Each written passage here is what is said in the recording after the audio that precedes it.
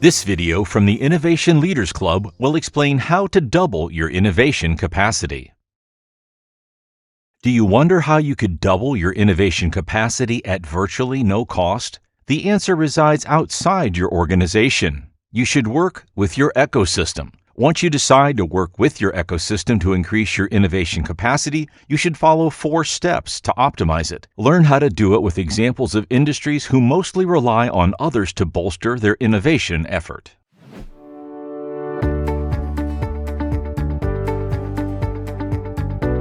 We have developed a 60-page visual guidebook on how to develop an innovation strategy. It is a fully illustrated step-by-step guide to building the foundation of an innovation system. Click the link in the description below to download it for free. The innovation ecosystem plays a vital role in enabling innovators to develop and launch at a more efficient rate, to basically do more with current resources. It usually involves interconnected organizations that co-evolve in terms of shared knowledge and technology, and strategically collaborate to develop new offerings. Optimizing the ecosystem to increase innovation capacity can be divided in 2 parts.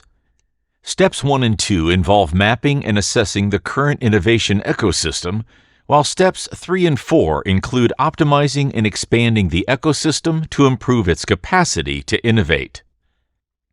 During steps 1 and 2, the mapping serves as a key tool that aids team members to recognize who is part of the ecosystem.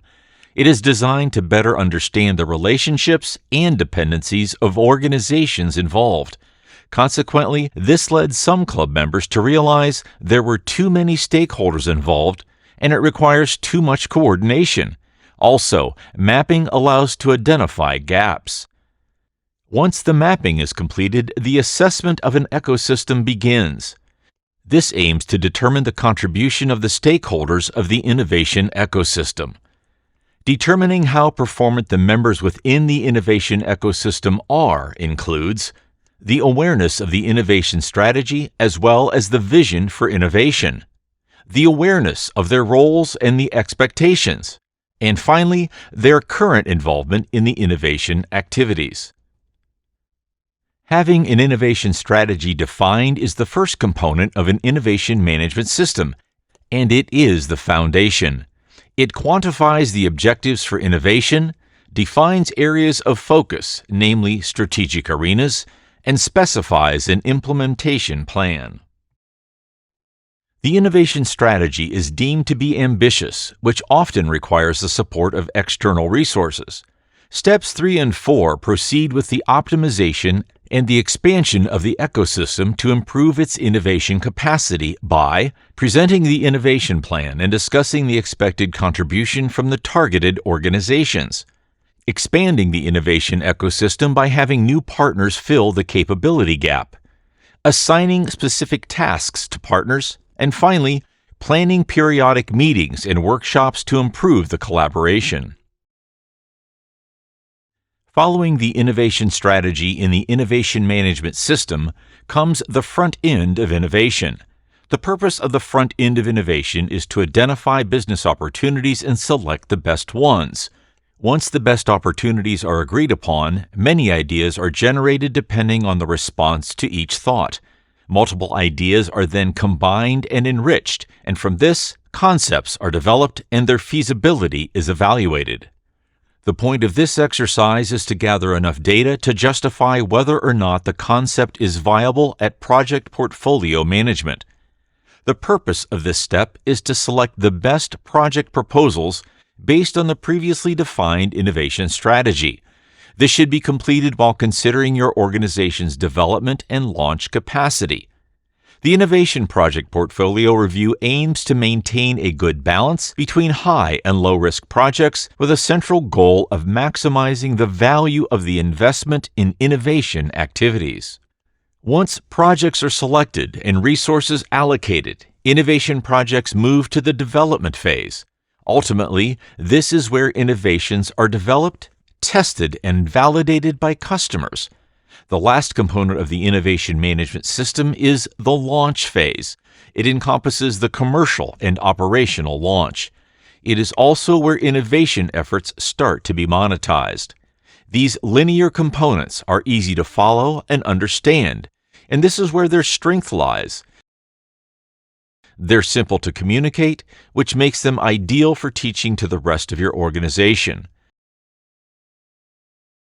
The reality is that an innovation process will need to be repeated in order to achieve your desired results, so making it linear will keep it simple.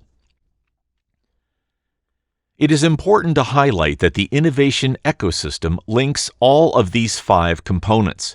However, the innovation ecosystem will mainly be tackled with the innovation project portfolio management, since this is where the evaluation of the capacity to develop the whole innovation project pipeline and allocation of resources is performed.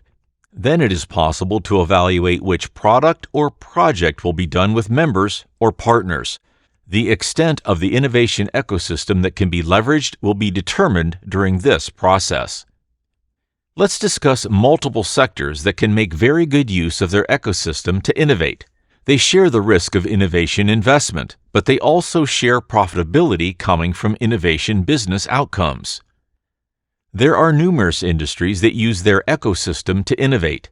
One of the best examples is the electronics sector. Prior to fabricating their own chips, the iPhone used to be powered by Samsung or Intel chips and other components. This also applies for the modem, camera module, microphone, and touchscreen controller, which are also outsourced from various suppliers around the world. Leveraging supplier strengths enables the company to create a product that is superior in the end. Hence, the major role played by Apple focuses on its vision to ensure worthy contributions to the product. Next is aerospace. When Bombardier, a Canadian airplane manufacturer, decided to develop the C-Series, now the A220 of Airbus, they met with all of their partners, suppliers, and potential vendors. It is comparable to speed dating, in which they meet their potential partners and identify who is suitable to be part of the development. Their request was simple: to meet with them if they had anything that could help them reach their goals. Among the objectives include the presentation of a vision to aid the development of an airplane that would be approximately 50% less nitrogen emitted and 20% more fuel efficient. As a result, the engine was developed by Pratt & Whitney, the landing gear by Liebherr, and so on for all the other main parts. Interestingly, when you have a clear vision of what you want to accomplish, you can boost your innovation capacity by using your external innovation ecosystem and speed your time to market as an outcome. Finally, another sector that uses the ecosystem to innovate is the automobile sector. Car manufacturers are known as aggregators. They integrate parts from various suppliers to create a substantial product. Let's take a look at Tesla, one of the most innovative car manufacturers in the world. Tesla is recognized for working with its ecosystem. Being one of the first car manufacturers in the electric sector, they found an almost uncharted territory in intellectual property. Hence, they patented everything they could to protect their inventions. Such an approach will eventually be profitable since the organization is protecting its edge in a lucrative market.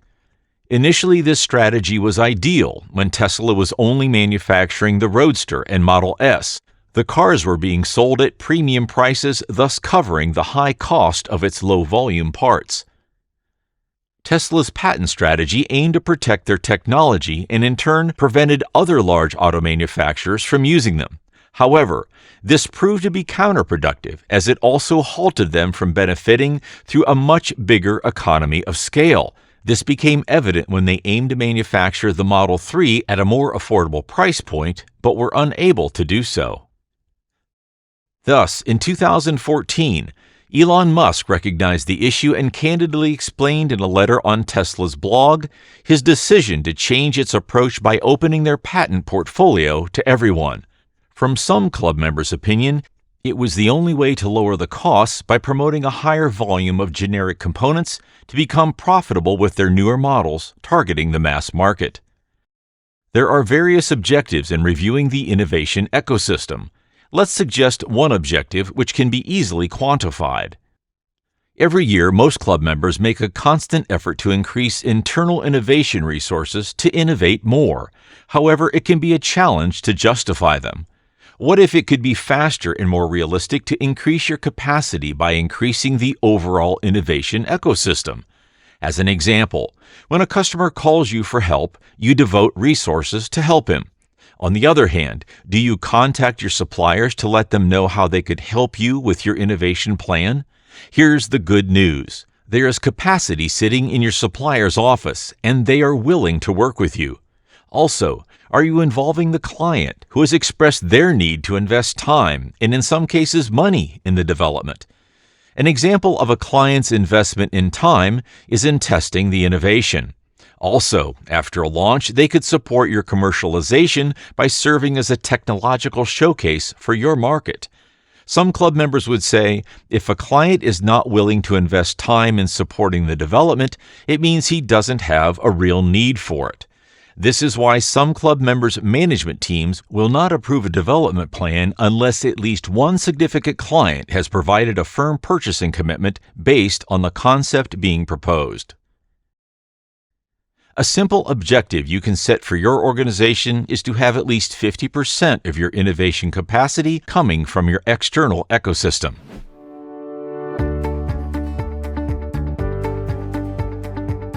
If you haven't already done so, you can get your hands on our popular 60-page visual guidebook for free. Click the link in the description below. Don't hesitate to watch the next video to learn even more about innovation management practices.